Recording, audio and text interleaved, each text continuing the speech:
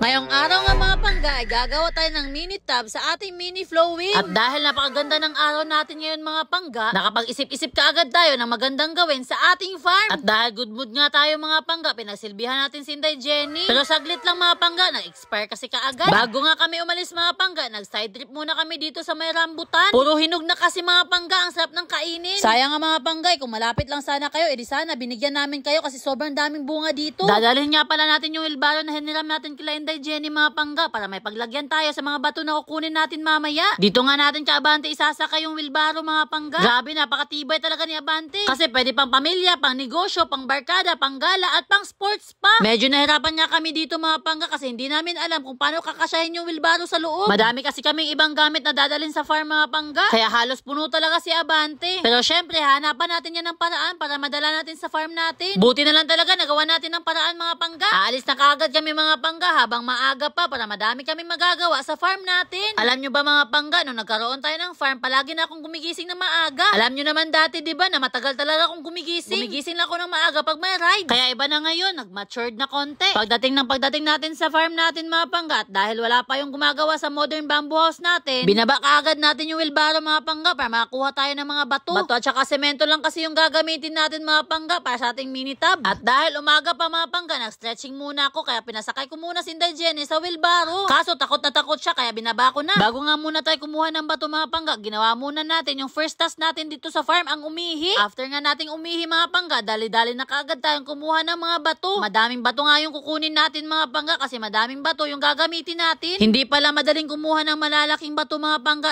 dahil sobrang bigat nito. Sa sobrang bigat na outbalance yung wheelbarrow mga pangga at napagalitan tayo ni Inday Jenny. At dahil napagalitan tayo, iniwan ka agad natin siya. Kuha mo premium mo, ikaw na lang mag-isa magkuha ng bato ngayon. Pero yung totoo mga pangga kung bakit iniwan natin si Inday Jenny dahil nag-e-edit tayo. Sila lang muna yung kukuha ng mga bato ngayon mga pangga dahil nag-e-edit pa tayo. After naman natin mag-edit, tutulong naman tayo sa kanila kaagad. Medyo mahirap ngayong lifestyle namin ngayon mga pangga kasi daily vlog tayo. Pero wala naman kami pinasisihan mga pangga dahil masaya naman kami at gusto namin yung ginagawa namin. Kahit pagod at walang masyadong tulog, okay lang. Kasi nakapag-promise ako sa inyo mga pangga kapag okay na yung page ko, baba na tayo at babawi sa inyo. Hoy, panay upo ka lang, maghakot ka ng mga bato.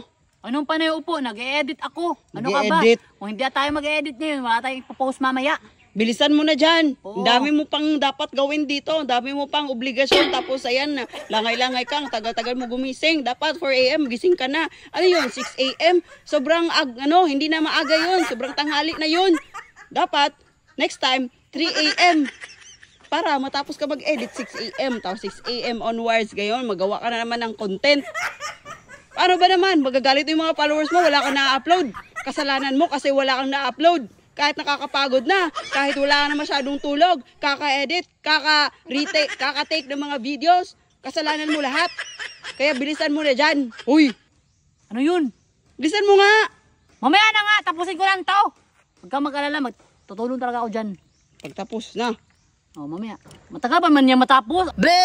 Naghukay na nga muna sila mga pangga para mapurma na yung mini tub natin. After na nga nila napurma yung sa gilid mga pangga, nilagyan na kaagad nila ng mga bato. Kung napapansin nyo yung bakal na nakatayo mga pangga, hindi nyo na yung makikita mamaya pagkatapos sa ating mini tub. Dali-dali nga ako umakyat mga pangga kasi ang dami daw durian na nahulog kaya kinuha nila. Bisaya na durian pala to mga pangga kaya maliliit. Pero kahit maliit yan mga pangga, napakasarap niyan. Meron din pala tayo maliit na saging na may maliit na puso dito mga pangga. Ayan, napatuloy na nga sila Inday Jenny sa pagkuha ng mga bato mga pangga kasi madaming bato ang kakailanganin dito. Tapos ako naman dito mga pangga, tambay muna kasi sobrang sakit ng puson ko. Habang sila naman mga pangga, busy sa pagmasa para makapagsemento na sa ating mini tub. Yung paggawa nga sa mini tub natin mga pangga is alternate lang sa bato at saka semento. Yung inuna nga muna nila dito mga pangga is yung parang foundation sa ating mini tub. Tapos yung pang flooring na kaagad. Bago nga sinimulan yung sa flooring natin mga pangga, tinakpan muna nila yung butas para hindi makalabas yung tubig. At dahil nakulangan tayo sa semento mga pangga, napakuha tayo ulit. Tapos tumulong na nga pala ako sa pagkuha ng graba mga pangga para may ambag naman tayo sa DIY natin ngayon. After na nga namin napuno yung balde mga pangga, binaba na kaagad namin para magagamit na nila. Kumuha din pala ng additional na graba sila Inday Jenny mga pangga at ang nakakatuwa lang doon kasi yung kasama namin sabi niya parang buhis buhay daw yung pagkuha ng graba. Kinuha na nga pala namin yung malaking bato na nakaumbok mga pangga kasi hindi siya pantay. Mahirapan tayo sa flooring nito. After na nga namin nakuha yung malaking bato mga pangga, nilagyan na kaagad namin ng mga bato at saka mga graba para mapantay namin yung sa flooring. After namin naglagay ng mga bato bato at saka graba mga pangga sa flooring natin. Napahinga muna kami tapos natuwa ako dito sa sinuot kong boots. Kasi tignan nyo naman para na talaga akong farmer nito. After na namin magpahinga saglit mga pangga, back to work na kaagad kami. Syempre wala tayong oras na sasayangin ngayon mga pangga. Pagbalik namin sa trabaho mga pangga, tumulong na kaagad ako sa pagmasa. Na-remember ko tuloy nung bata pa ako. Dati kasi naglalaro lang ako sa mga ganito habang nagko-construct yung lolo ko. Tapos ngayon ako na talaga yung nagko-construct. Ay, tumutulong pala sa pag-construct.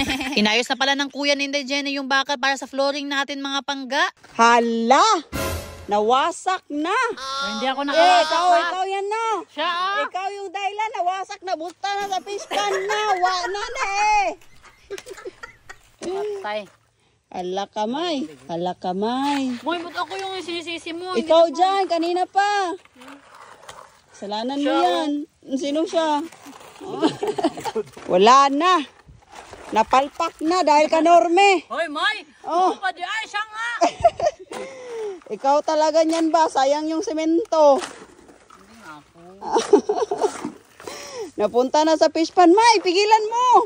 Bilis. Bilis, May. Wala na. Ala. Buti na lang talaga nasalba yung graba at saka semento mga pangga kasi kung hindi patay papunta talaga sa ating fish pan yung semento. So ayun, napatuloy kami sa paglagay ng semento at saka mga bato mga pangga. Medyo natagalan lang talaga tayo sa paggawa dito sa minitab natin mga pangga kasi malayuan kasi yung pagkuha ng bato at saka graba. Nagmamadali na nga kami sa pagtrabaho dito mga pangga kasi maggagabi na. Tulong-tulong na nga kaming lahat mga pangga para mas mabilis yung trabaho namin. Nilagyan na din pala ng kuya ni Inday Jenny yung temporary panglagyan sa tubo sa ating outlet soon. Para hindi daw tayo mahirapan sa paglinis sa ating tub soon. Diretso labas lang daw yung tubig kapag naglilinis tayo. Sinasagad nga namin yung oras mga pangga habang may liwanag pa. Pinipilit namin mga pangga na matapos natin to ngayon. Kaso nga lang, parang hindi talaga kaya mga pangga. Maggagabi na kasi. So hanggang dito lang muna yung nagawa natin mga pangga. Aantayin na lang natin siya bukas mga pangga kung kailan siya matuyo para makapagpatuloy tayo dito sa minitab natin. Bago nga namin iniwan yung ginawa nating minitab mga pangga, nilagyan muna namin ng mas mahaba na tubo para hindi aapaw yung tubig. At baka kasi masira yung ginawa nating minitab. So hindi natin siya natapos ngayon mga pangga. Pero next time, pagpapatuloy natin pag okay na. At ipapakita ko sa inyo yung result dito sa ginawa nating mini tab. So yun lang muna for today's video mga pangga. Amping mo kanunay. Love, love!